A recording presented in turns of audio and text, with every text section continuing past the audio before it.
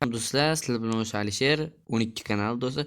Bugun videomizda biz, men sizlarga qanaqa qilib Rainbow skillini o'yinga qo'shib o'rgatmoqchiman, ya'ni EFC Mobile'ga. Qani bo'lmasam, biz videoni boshladik. Tak, birinchi bo'lib do'stlar, biz klubga kiramiz. Klubga kirganimizdan so'ng mana komanda degan joy bor, o'sha yerga kiramiz.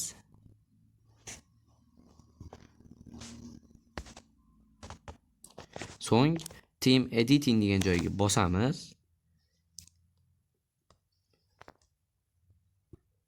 Va undan so'ng Skill Mobs degan joy bor. Shu yerga kirib, bu yerda mana Change degan joydan o'zingizga kerak bo'lgan xohlagan skill tanlashingiz bo'ladi. Masalan, mana Rainbow skill. Mana o'shani mana pastda nechta futbolchi o'shani qila olishligi ko'rsatib qo'yilgan do'stlar. Do'stlar, endi hop biz o'sha Rainbow'ni tanladik.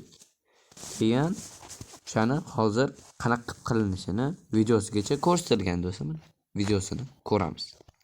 Mana do'stlar, sprint skill va skill degan joyi tepaga ko'tarasizda. Shunaqa qilib Rainbow skillini qilib olsanglar bo'ladi. Bu juda ham kerakli skill deb o'ylayman.